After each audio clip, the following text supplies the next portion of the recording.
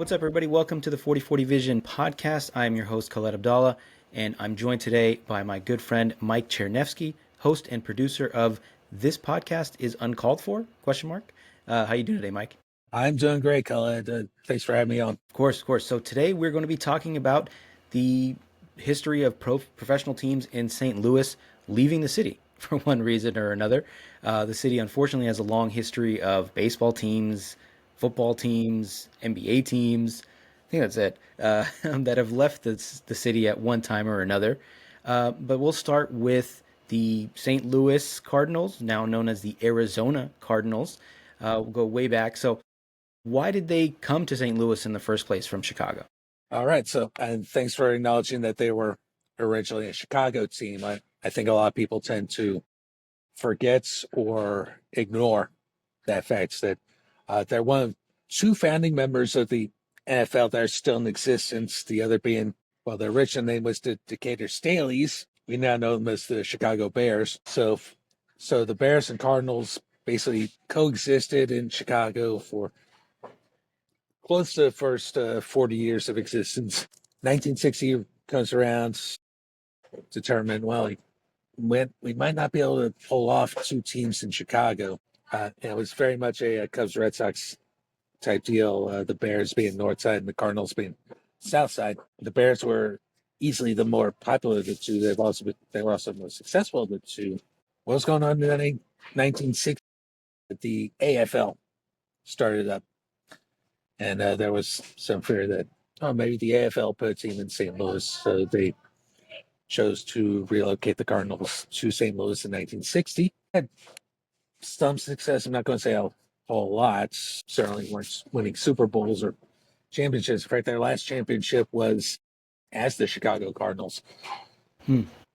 Cut to the 80s, and this is the crux of what we're talking about here.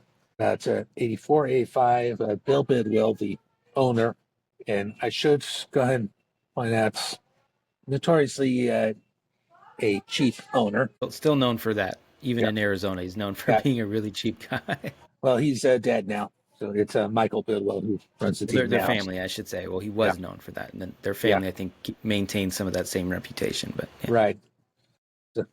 So he tells St. Louis, look, I need a new stadium that I'm not sharing with the baseball Cardinals.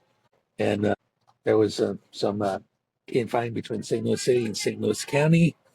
I was hoping to not put a whole politic listen here, but St. Louis, the city, is an independent city. If you look on the Missouri map, it's a little knob, looks like a little knob right on the Mississippi River with St. Louis County basically on its western edge. And even though the two are technically separate, they do work together on some things and everything. Well, they couldn't come to agreement on where to put the stadium, whether it be in the city or move it out to St. Louis County, about Maryland Heights, where Rams Park, the former Rams Park, now stands. And we'll definitely talk about that in a little bit as well. Were they fighting about where to place it because they didn't want to pay for it, or the city wanted it and the county wanted it? Yeah, the city wanted it and the county wanted it, it's my understanding. And they couldn't come to agreements, and the owner saw the writing on the wall at the time. And keep in mind, this is when the first version of the relocation guidelines had just been put in place just a few years earlier. As a result, the Raiders suing the league to move to Los Angeles.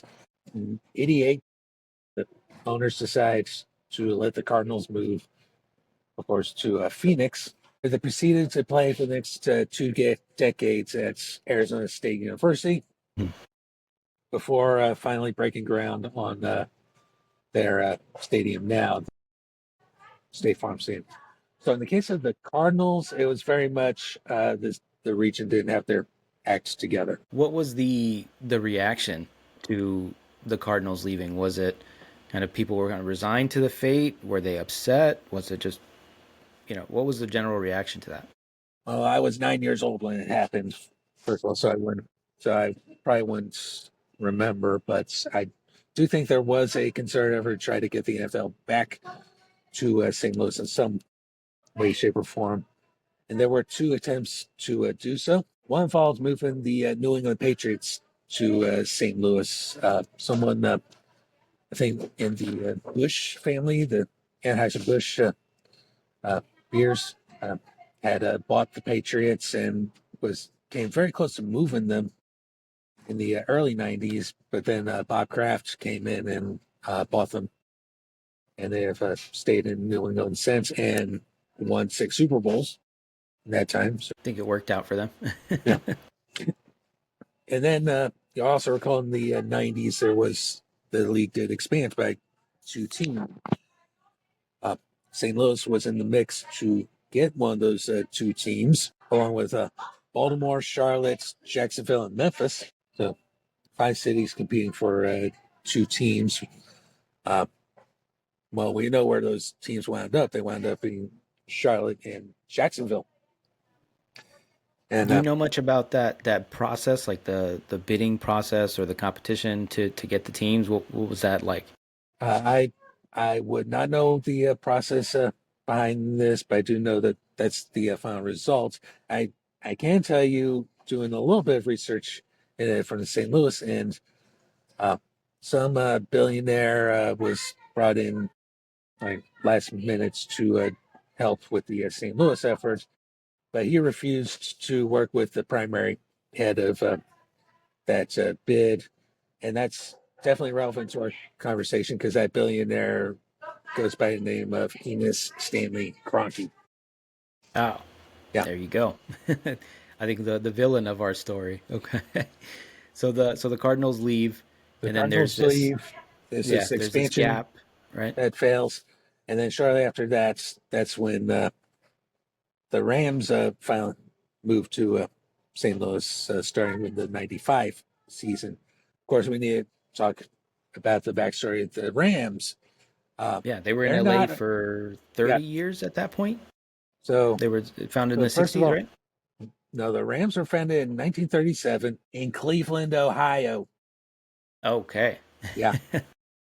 So, yeah, a lot of people willfully ignore that fact that they were actually a Cleveland team to start with. Um, so named not because of the animal, because the original owner was a fan of Fordham University, who are also the Rams in New York. Then they did take a year off during World War II. All right, important to point that out. Understandable. Sure. And their last year in Cleveland was actually 1945. Uh, and their last game in Cleveland was actually an NFL championship, which they won. All right. 1946 rolls around. There's a new league that's starting called the All American Football Conference, which would eventually be absorbed into the NFL. That's how the Cleveland Browns and the San Francisco 49ers came to be in the league. The owner at the time, his name was Dan Reeves. Sounded like he didn't want to be in Cleveland full time and saw that there was competition from the Browns. So he wanted to move, and he moved the team to LA. They so 1946 is their first year in Los Angeles. Uh, Wow. Okay. yeah. So So the they're there for sounds like yeah, 50-ish about years. 50 years. Yeah.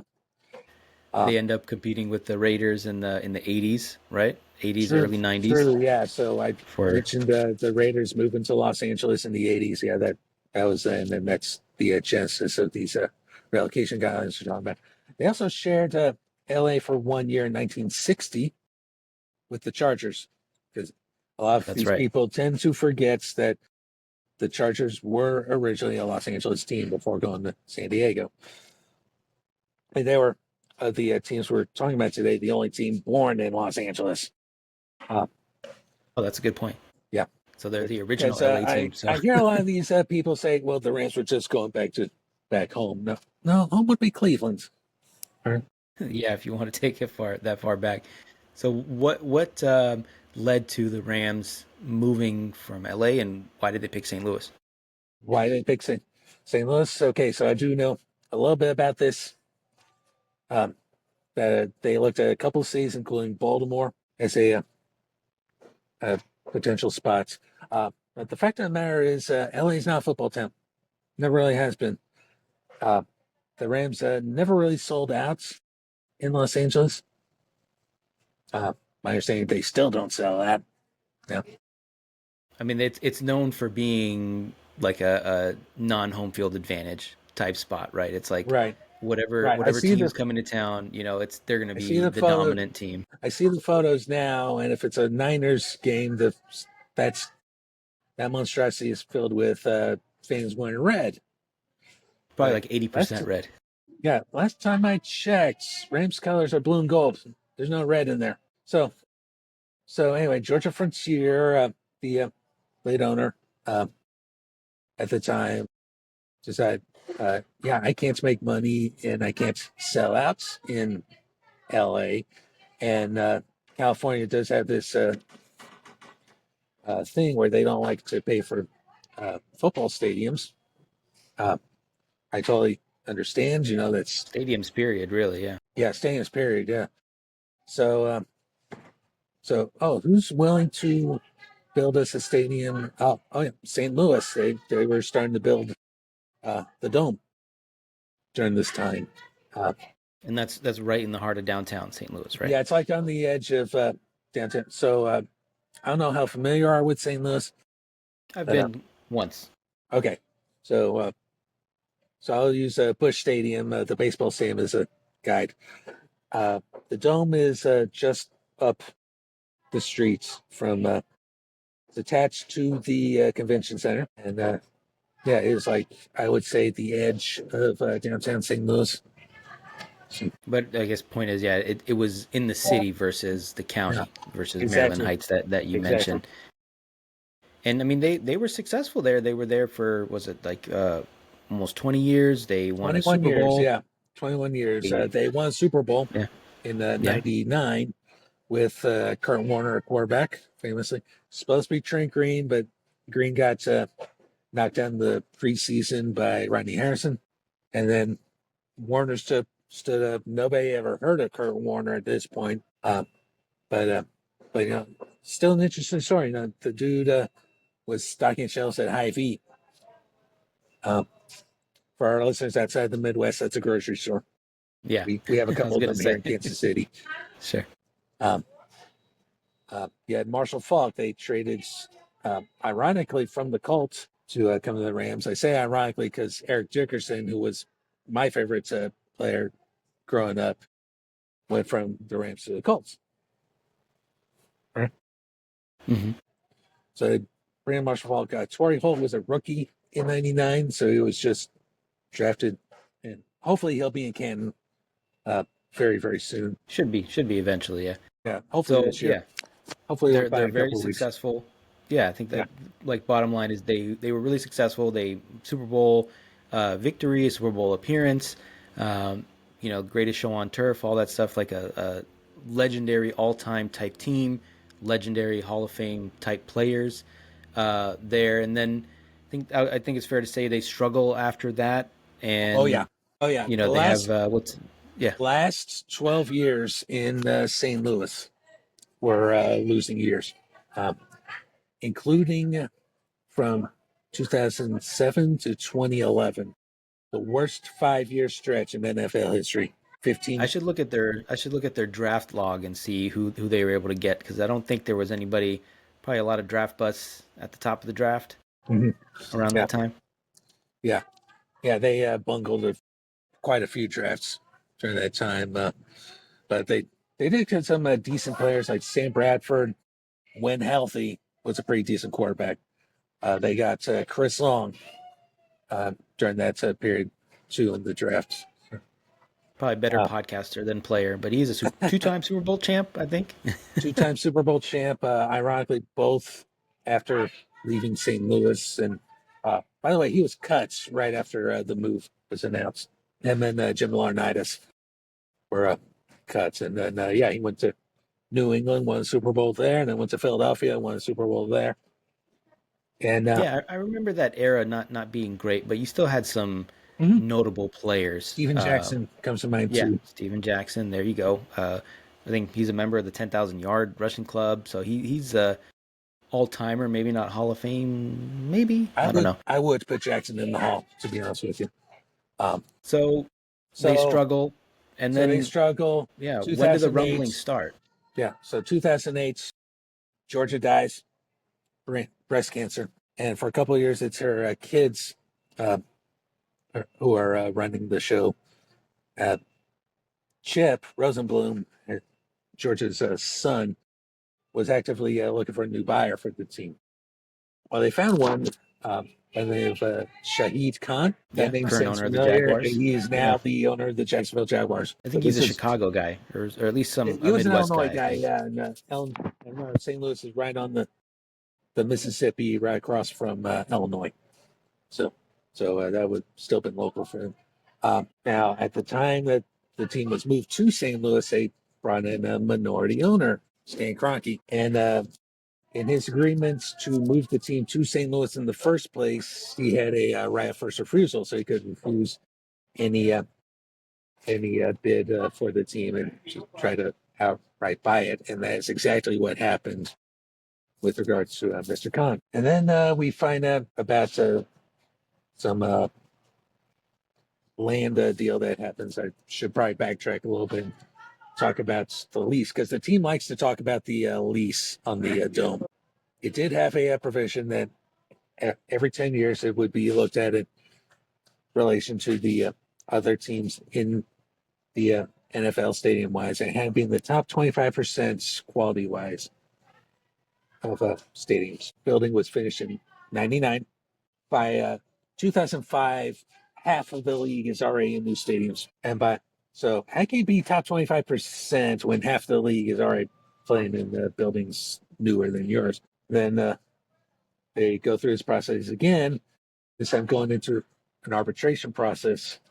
St. Louis, knowing they couldn't really spend all that, or rather the convention center authority that owns the dome, said, "Look, we don't have taxing authority, and we can only uh, upgrade it to this much for like I want to say 100, 200 million."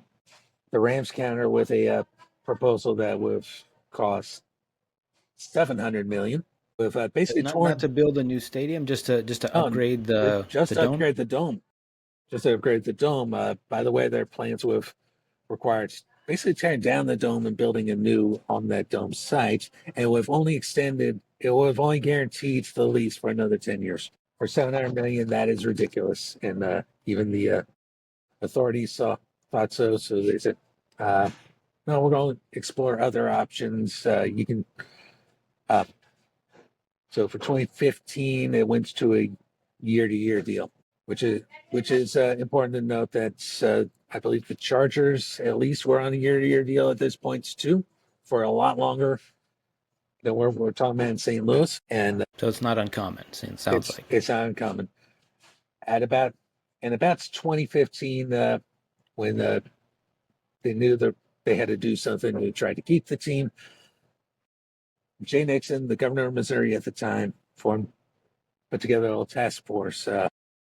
Heading up this task force were David B. Koch, who is a business owner in St. Louis, mostly. I believe he does a lot of work in the grocery stores around there. Bob Blitz, that name's going to become important later because he's a lawyer in the St. Louis area.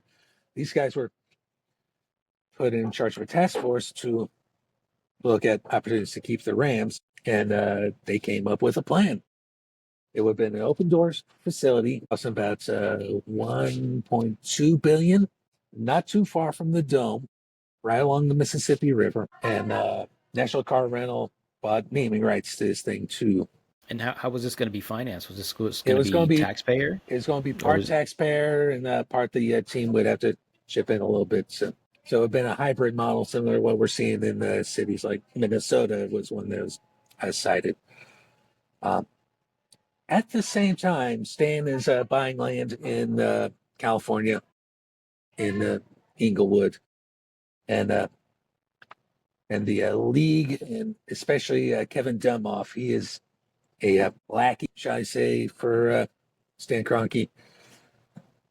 Uh, they're going to the media saying, well, we know Stan's buying this land, but it's not big enough for a football stadium. Little do they know that that was just the first a couple of purchases. And while this is all going on, we were talking about how stadiums just don't happen on public dollars in California. While this is going on, San Diego has their issues with stadiums, and Oakland has their issues with stadiums. So the Chargers and Raiders are now looking to move as well. There's a lot brewing. I think it's fair to say. So, so they take a look at a possible project in Carson, California, another LA suburb, and this one would service both the Chargers and the Raiders. Right. Near the end of that season in the 2015, when it seems like St. Louis is about to get the plan all taken care of, funding wise and plans wise and everything, the NFL runs interference saying, oh, Stan's not going to accept this, blah, blah, blah. Going on St. Louis media and basically trashing the plan. So it sounds like Stan Kroenke the whole time had no plans to stay in St. Louis long term. He wanted to go to LA. That's what it Sounds like the NFL did too, right? The NFL wanted them in LA. The I think it's fair to say. The NFL, especially Roger Goodell and Jerry Jones, were running interference the whole time. Never mind that St. Louis was the only one of those three cities to put out a plan to keep their team. San Diego did eventually put something on the ballots, but it failed. And Oakland just lost the A's because that's a complicated. I think that's a whole other podcast for sure of what happened in Oakland with the competing forces and the teams actually wanting to leave versus the teams that didn't really want to leave, and it all just kind of fell apart over the past 5 years or so. So right. So all three teams filed for relocation after the 2015 season. In St. Louis's letter of intent, they basically trashed the place, saying, among other things, it's just a baseball town, and there's no way it can support three big-time professional teams. Well, you just had 21 years. They did a pretty good job supporting all three teams, especially with the Rams were doing a whole lot of losing. Yeah. And they're blaming the city, they're blaming attendance, and a lot of those facts were actually cherry picked. They were only focusing on St. Louis, the city. They didn't take into account St. Louis County or any other county in the St. Louis metro area. Because the population of St. Louis City is only like 250,000, something right. like that. The metro is like 2.3, 2.4 million. So I guess it's larger than Kansas City. Yeah. So when I guess when it's officially two separate things, where St. Louis City is not part of St. Louis County, they can cherry pick whatever facts they want, and make it seem like this is a tiny market, even though it's really not. So I mean, if you could sum it up in a couple minutes, what ultimately, what was the death knell of the St. Louis Rams as we know it, and got them to LA? Well, I think we just touched on it. It basically lies is what's got them back to LA. Now the NFL did have a committee of 6 owners that looked at both plans, both Stan's plan for Inglewood and this Carson plan that I talked about. That committee voted 5 owners to 1 for Carson. The one no vote, I should point out, the one no vote on that committee was Clark Hunt, the Kansas City owner. Okay. Right.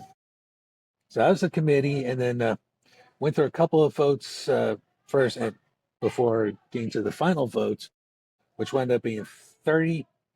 The Rams leave St. Louis back for LA and built the Inglewood project. The Chargers were given a year to try to get something done in San Diego. That's when they put that ballot initiative on, and it failed spectacularly.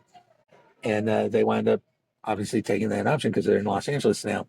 Hmm. I think more legitimately than the Rams being there, but they are in LA. The Raiders were given next at bet if the Chargers decide to stay in San Diego.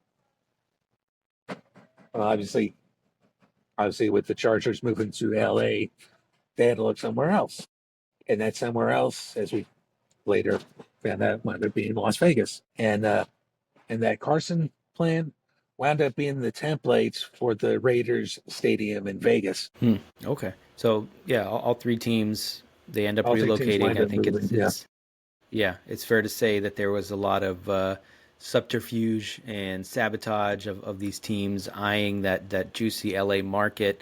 Of course, the Raiders don't end up getting in on that pie, but they seem to be doing well financially, at least in Las Vegas. So that's worked out for them, at least off the field. on the But there's field, that's a been, different question.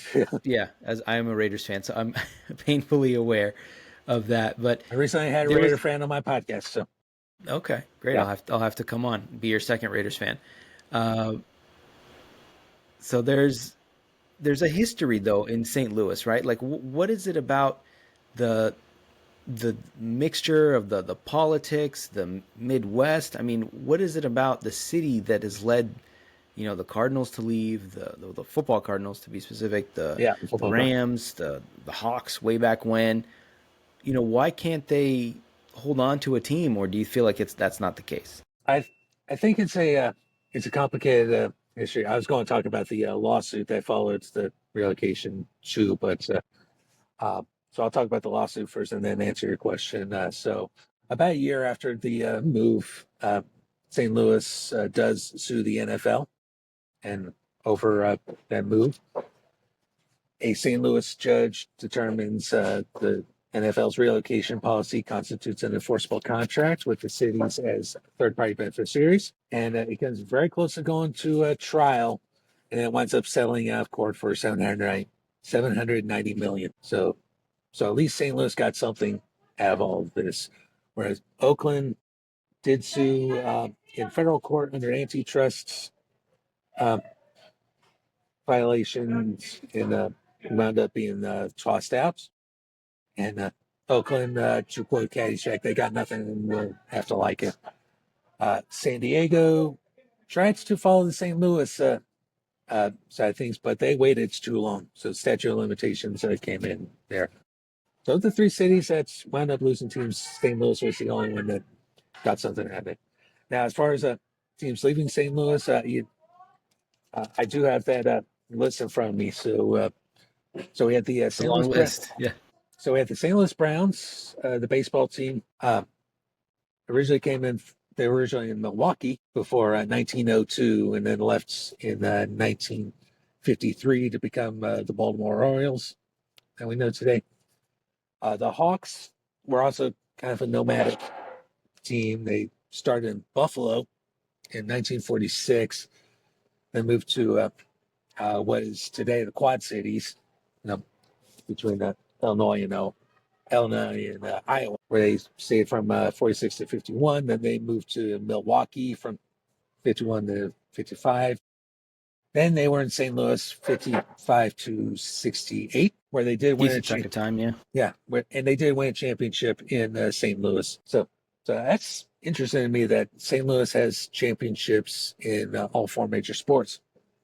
Well, it seems in the two. Uh, in the case of the Hawks, they wanted a new arena and they couldn't get it. The arena they're playing at is actually on the site of the current arena for the Blues, the hockey team, and they just got sold to a guy in Atlanta, and eventually Ted Turner got his hands on the ownership in Atlanta. Now, now on the basketball side of things, the ABA had a team in St. Louis called the Spirits of St. Louis, who Great name, great logo too. oh yeah, they of course did not survive the merger with the NBA in '76. So their owners worked out a deal with the NBA that they would get a seventh of all TV money from the four teams that did survive the merger, which would have been the Brooklyn Nets, the Indiana Pacers, the San Antonio Spurs, and the Denver Nuggets, ironically owned by Stan Kroenke now. And these would be good they would get TV money for in perpetuity from this. It wasn't until 2014 that the NBA finally said, "All right, we'll give you guys a lump sum if you promise to relinquish that part of your." That's an insane amount of money Uh-huh. that they Yeah, they've got five over hundred the million years. to tell them to just walk away. As far as football is concerned, yeah, we had the law. They had the lawsuit and everything. Um, no guarantee of an expansion. In fact, there's no guarantee that the NFL will expand. If they do, I would hope St. Louis would be at the top of the list. But right now, there's a lot of people are still pissed off at the NFL for the dishonest way they chose to go about that whole situation. So if you could like split it up percentage wise, what percentage of people stayed Rams fans because they had all the gear and they wanted to keep that? What percentage became God forbid Chiefs fans? And what percentage just said screw the NFL, I'm done with this league, I'm never going to watch again? That is a good question. I understand there are some people in St. Louis who are still Cardinals fans. But Okay, makes sense. Yeah. me myself, I became a Cardinal fan. Uh, it took a year after the votes, but learning that Michael Bidwell was one of the two owners that voted no on that move, that pushed me into being a Cardinals fan. I'm sure there are still a lot of Rams fans, and I'm sure some people have gravitated to the Chiefs. Like driving around town. Ignoring Yeah. Clark Hunt's Hmm.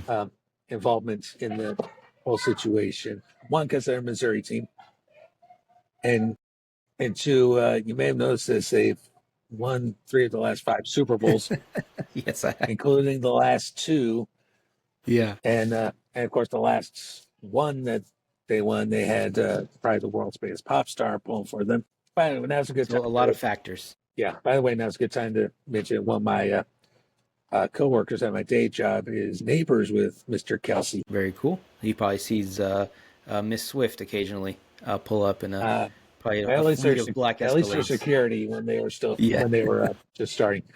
Uh, I would think a large plurality of St. Louis fans not only gave up on the NFL but have become UFL fans. Well, XFL first, and then the UFL. Yeah, and you're referring to the I'm Battlehawks, right? referring to the The St. Louis Battlehawks, Battle. yeah, and I Yeah. am a Battlehawks fan. Uh, they have in the XFL, both in 2000, which was shut down prematurely because of the COVID pandemic, and then later in 23, they led the XFL in attendance, and it wasn't even close. Yeah, I remember, I mean, watching those games, and it was a packed house, one of the few. I mean, the other teams, I think it was like Arlington, Las Vegas had a team, a few other ones. It was 10-20% full. Yeah. They're in like DC, college stadiums. And yeah, yeah, DC, and the Battlehawks were playing at the Dome.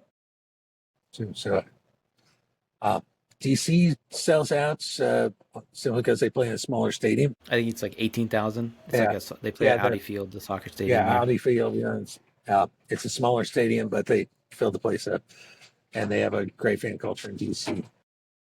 Then the merger happens with the USFL to form the UFL. St. Louis still leading the league in attendance. They even set a spring attendance record this past UFL season with 40,000 showing up for a game. They Well, wound that's a up big they size ran, crowd. they wound up averaging 33,000. The next closest team attendance wise was DC. Uh, again, filling up that small soccer stadium. So the appetite is there for football in St. Louis, but if it can't be the NFL, it might as well be the UFL, but a team that actually wants to be there. And Yeah. you also notice another thing too. The Cardinals, the baseball Cardinals, started life in St. Louis, as did the Blues start life in St. Louis. So for whatever reason, if it's a team that's moving into St. Louis, they always find a way to move out. But if it's a team that is born in St. Louis, they're the ones that are likely to stay. And I know that you're wearing a Chelsea hats, so I guess we could talk about Stan's involvement in other sports. Um, Yeah, like he's got his Arsenal hands Football in a Club. lot of different pots. Yeah. Yeah, like Arsenal Football Club. I can tell you for a fact, Arsenal fans hate him. Yes, they do. Yeah. Very much so. I had an Yeah. Arsenal fan on my podcast too. Um, that check that episode out. It's called Cronky Out. They were especially upset with him over the whole European Super League thing, which I know Chelsea was another team involved with that as well. Uh, Fortunately, that didn't happen, but I think it influenced the changes we see in the Champions League starting this year. Yeah, very true. Where they've expanded to Yeah, a league format yeah, basically. it's a Yeah. league formats with 36 teams, and and since I'm on that train of thought, credit to Aston Villa for doing so well in that Champions League formats. That is my team because I'm so pissed off at Kroenke. I can't bring myself to pull for Yeah. Arsenal. Can be. You should become a Chelsea fan, or Tottenham fan maybe, just because you're anti Kroenke. But one thing I noticed when we were chatting about it beforehand, and then on messengers, we were talking about some of the parallels between St. Louis as a city and Oakland as a city, and the fact that they lost all their teams. They're both cities that when I went to St. Louis, I definitely noticed the demographics, I would say, compared to some of the other cities in the area. But I think both cities hover around 40% black population. And maybe it's a little bit messy to talk about this, but I wonder how much of the desire for the Rams to move, the Raiders to move from Oakland, the A's, the Warriors who just want to cross the bay, has to do with some of that perhaps white flight, we can call it, that's happening in Yeah, these cities, and some of the racial demographics. I wanted to hear your thoughts on that. I do think white flight is a issue.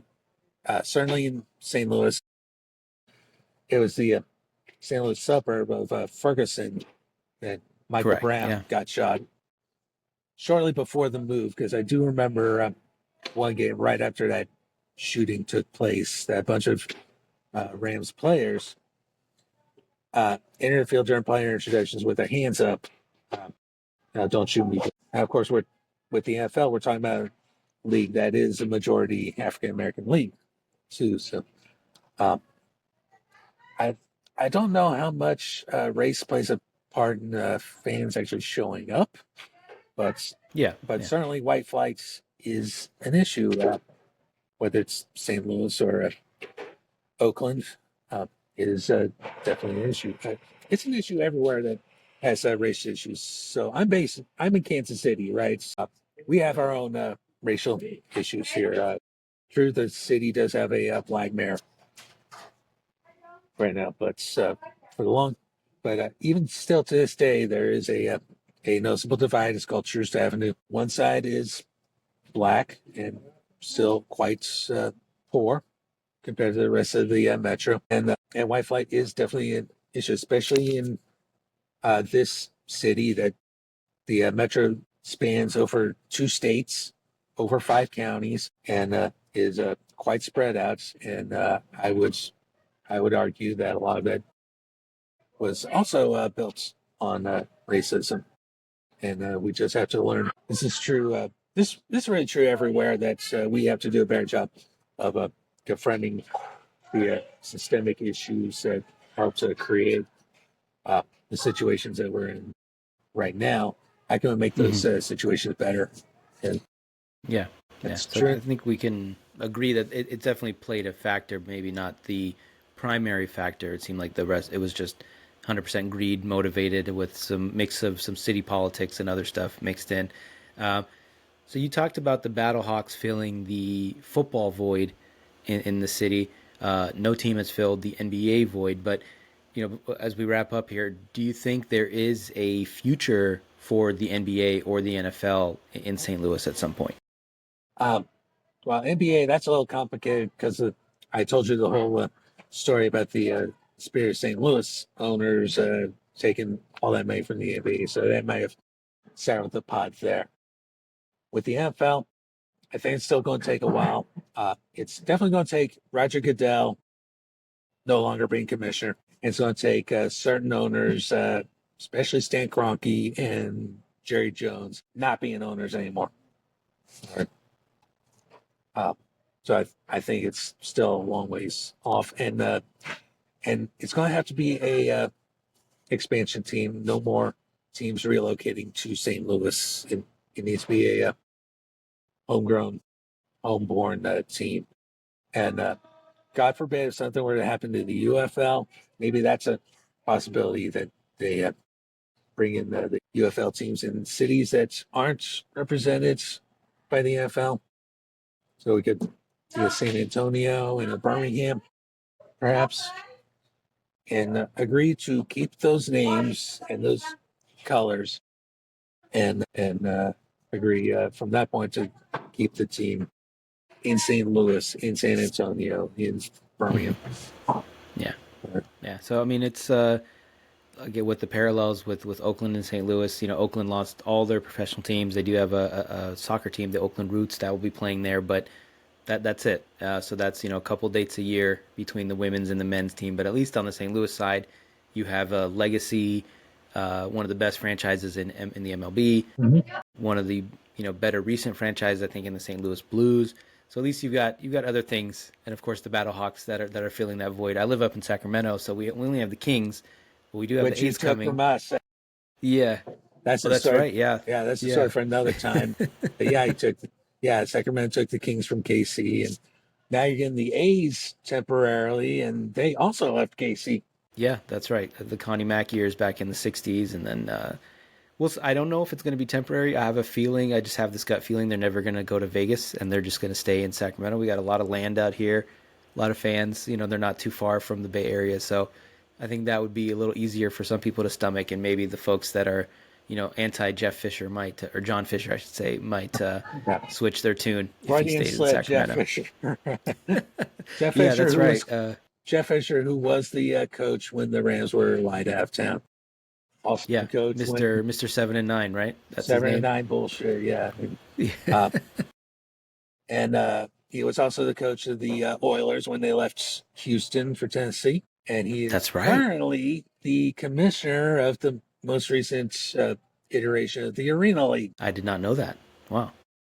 What a story. What a story for that guy. But listen, Mike, I appreciate your time. I appreciate your flexibility as we work through some technical difficulties, and your knowledge and passion for St. Louis sports.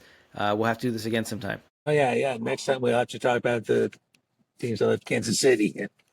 Yeah, Oh yeah, that yeah. would for sure be a separate podcast, and I'd love to be a guest on your show Oh at yeah, some point as well. absolutely. You know how to get in touch with me, and we'll make it happen. For sure. For Bye. sure.